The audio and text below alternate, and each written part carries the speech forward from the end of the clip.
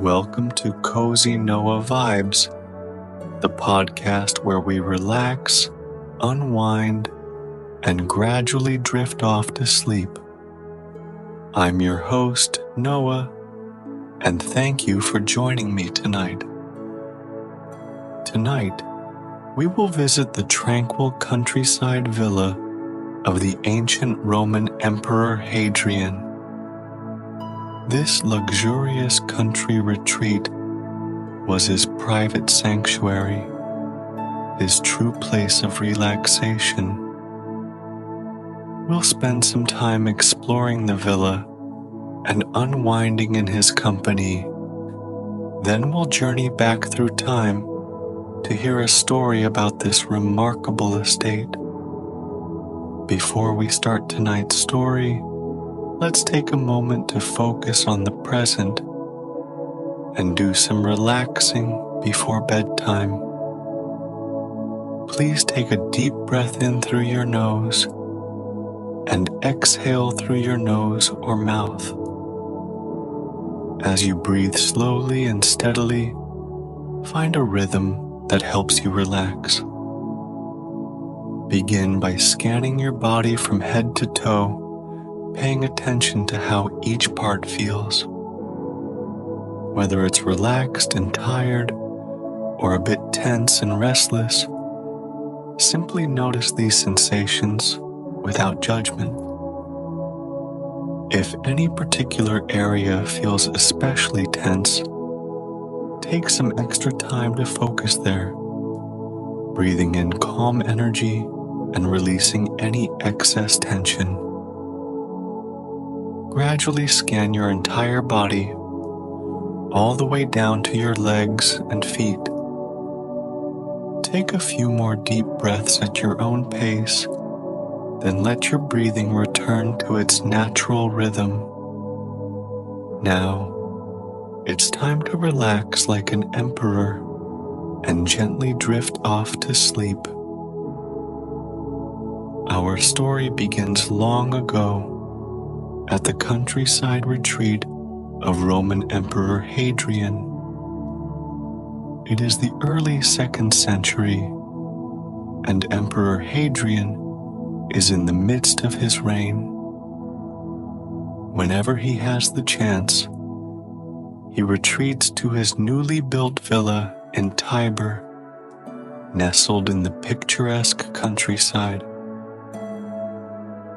Though it's only 20 miles from Rome, it feels like a world away.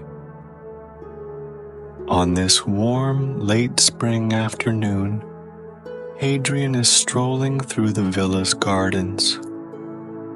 He is a tall, middle-aged man with dark, curly hair and a neatly trimmed beard. Though he is an emperor, he is not dressed like one. He wears simple, comfortable clothes and his favorite pair of sandals. He wanders the gardens without the need for elaborate robes or regalia. Today there are no meetings or appointments. Instead, he is enjoying a well-deserved rest in the countryside, having just returned from a busy week in Rome.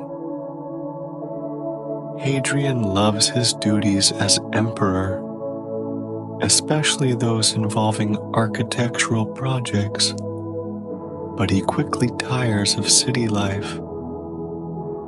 So, whenever he gets the chance, he rides out from Rome to the countryside, just a few hours away, often turning a weekend into a week, then 2 weeks, and 3 weeks. Now, Hadrian is beginning to readjust to the slower pace of country living. He arrived this morning, and after a hearty lunch, started his customary tour of the villa.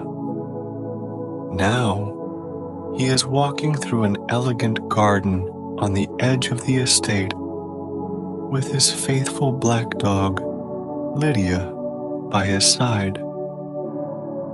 This area is one of Hadrian's favorite parts of the villa, a perfect blend of artificial luxury and natural beauty. The paths are lined with exquisite marble statues and fountains, fragrant wisteria plants draping over nearby walls, blooming with beautiful purple flowers. In the distance, a long reflecting pool glistens in the sunlight. Here, there is only the soft sound of Hadrian and his dog's footsteps, and the gentle trickle of water from the fountains. Then, Hadrian stops and listens, beginning to notice the sound of birds chirping, sparrows nearby drinking and bathing at the fountains, and in the distance, he can hear birds hidden in the branches of cypress or the elegant umbrella pine trees. Hadrian takes a deep, contented breath. He is glad to be back, feeling instantly younger and lighter, as if a burden has been lifted. Compared to the bustling city of Rome, the villa at Tiber feels like an idyllic paradise. It is so peaceful here, the air cool and fresh. Hadrian takes a deep breath and smiles. He feels incredibly fortunate to have a home in the countryside. Not just any home, but a haven he can retreat to whenever he wants. This villa is Hadrian's dream home, a place he designed himself. He knew he wanted a country retreat not too far from the capital, and although there were many existing houses, none were just right.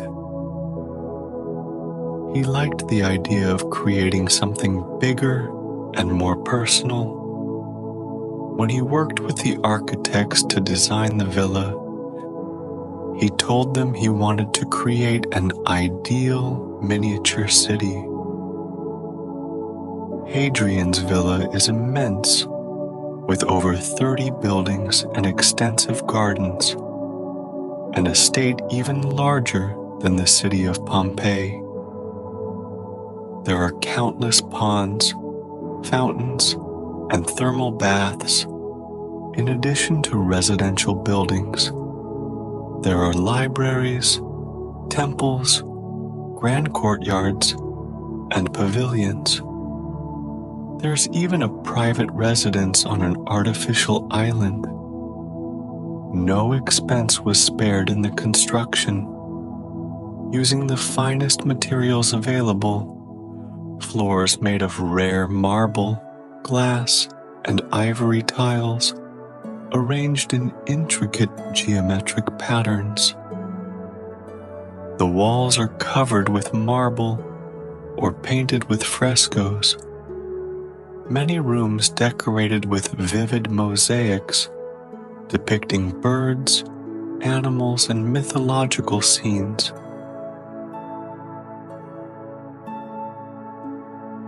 In some ways, the villa is similar to other imperial residences. Roman emperors always liked to live in luxury.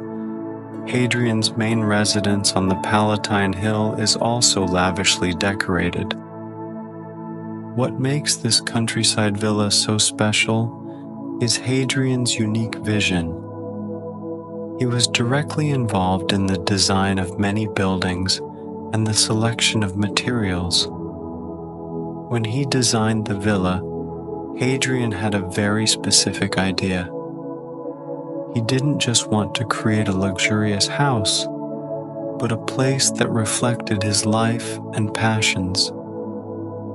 In recent years, Hadrian had traveled extensively across the Roman Empire, from future Britain to Greece, Turkey, Iran, and North Africa. While many of these travels were due to his duties as emperor, Hadrian had a deep love for travel. He had wonderful memories of all the places he visited, from the green fields in the north to the desert landscapes in the south. This is why Hadrian's villa incorporates various architectural styles and influences. The villa's elegant layout is typical of Roman design, but certain areas are directly inspired by his travels abroad. At this moment, Hadrian is walking through a part of the garden that blends some of these influences. The path leads to a long reflecting pool, surrounded by stone columns and arches, with majestic, colorful marble sculptures lining the pool, including statues of Roman gods and a row of caryatids. These are female decorative statues dressed in flowing gowns, replacing columns to support the stone structure above. As Hadrian slowly approaches the pool, he smiles. This view always fills him with deep satisfaction. The symmetrical beauty and elegance of the pool are exactly what he envisioned, a perfect blend of Greek, Roman, and Egyptian styles. The pool represents a tributary of the Nile. At the far end, there is a shell-shaped grotto. The grotto is decorative, but it is also a kind of shrine dedicated to the Egyptian god of the underworld, Serapis. Inside the grotto is a marble statue depicting Serapis as a man with a wild head of hair, wearing a distinctive cylindrical crown. His face has a calm, almost neutral expression, leaning on an ornate pedestal, surrounded by trickling fountains, appearing relaxed and gazing at the tranquil water. On warm summer nights, Hadrian often hosted lavish banquets by the pool. He knew the effect this place had on visitors. Everyone praised its beautiful symmetry, complimenting his elegant design. It had a dreamlike quality, but for Hadrian, the beauty of the pool was not just in its symbolic meaning and the memories it brought. The pool reminded him of the slow journeys along the Nile, with green fields on either side, boats with lanterns floating, a gentle breeze blowing, and the quiet, peaceful surroundings. He loved wandering by the shore, lost in thought. The pool became his place for meditation. At this moment, he sits down by the pool, with his dog Lydia by his side, the surface of the pool shimmering in the sunlight. He closes his eyes and takes a deep breath, letting himself be fully immersed in the moment. He feels the breeze on his cheeks, hears the distant chirping of birds and the gentle sound of the fountains. He slowly relaxes, fully absorbed in the tranquil atmosphere. Hadrian enjoys this brief moment of relaxation, feeling great comfort within. This villa is one of his most treasured possessions, a place where he finds inner peace and happiness. This time reminds him that despite the heavy responsibilities of being an emperor, he must never neglect the simple joys and beauty of life. He knows that in this countryside villa, he is not just an emperor. He is a person, a husband, a friend, a dog owner, and most importantly, someone who can appreciate and love the good things in life. As the long day comes to an end, he stands up from the edge of the pool, ready to return to his residence. He walks back with a satisfied smile, his dog Lydia close behind. She also clearly enjoys the peaceful and beautiful scenery. For Hadrian, this villa is more than just a home. It is a place where he can be rejuvenated and inspired. Here he finds inner peace and reconnects with himself, whether on a quiet night or a sunny afternoon. He feels incredibly happy and content. This is the story of Emperor Hadrian's countryside villa, a place full of beauty, tranquility, and happiness. A place he calls home.